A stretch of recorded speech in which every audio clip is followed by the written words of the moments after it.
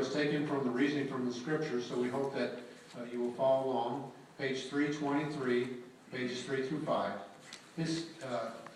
Yes, is it true that there is good in all religions?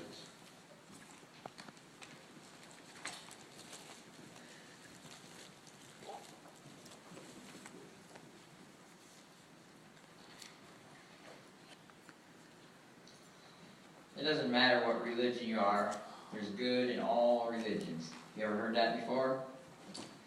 Let's turn in our Bibles, please, to Matthew chapter 7. If you want to put your bookmark there. We're going to start reading in verse 13.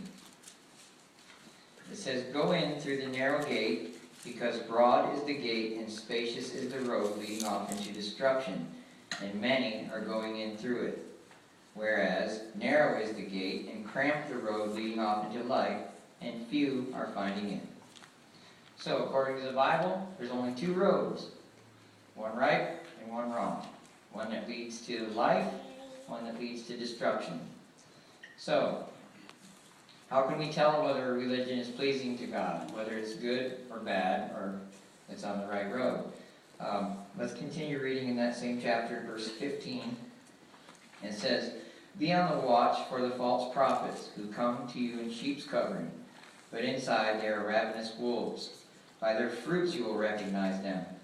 Never do people gather grapes from thorns, or figs from thistles, do they? Likewise, every good tree produces fine fruit, but every rotten tree produces worthless fruit." And verse 20, "Really then, by their fruits you will recognize those men." So, if a certain religion is producing bad fruits, like war or involvement in politics or greed, where do those fruits come from? Let's turn over to 2 Corinthians 11, and we're going to read verse 14 and 15. 2 Corinthians 11, 14 and 15. "And no wonder, for Satan himself keeps disguising himself as an angel of light. It is therefore nothing extraordinary if his ministers also keep disguising themselves as ministers of righteousness, but their end will be according to their works." So we see here Satan is disguising himself. Not everything that comes from him appears bad on the surface. One of his main teachings or tools is false religion. So he's given false religion an appearance of righteousness on the surface. So to illustrate that, I thought of a boy named Billy who asked his father.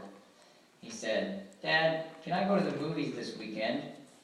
There's a really good movie on, it's rated such and such, and there's only a couple of bad words in it, a little bit of violence, but I'd really like to go." So his father said, "Let me think about that and I'll get back to you." So we'll get back to that in a minute. So if all religions are good, how do Jesus' words at Matthew fit? Let's turn back to Matthew chapter 7 again.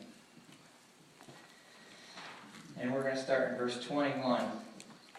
It says, "Not everyone saying to me, 'Lord, Lord,' will enter into the kingdom of the heavens, but only the one doing the will of my Father who is in the heavens will.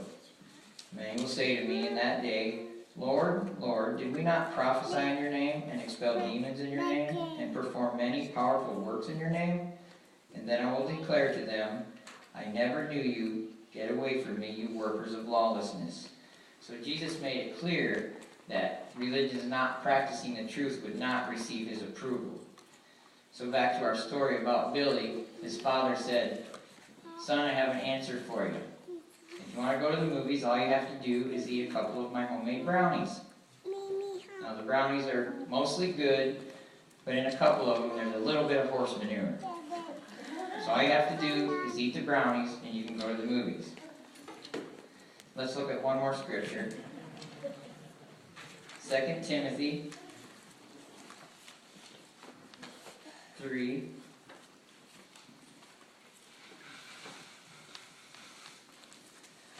And verse 5 says that men would be having an appearance of godliness, but proving false to its power, and from these turn away. So here we're urged to turn away from these ones, these teachings. So even though there may be good people, who are caught up in false religion that haven't had a chance to learn the truth yet, we need to steer clear of false religious teachings the same way that Billy steered clear from his father's brownies.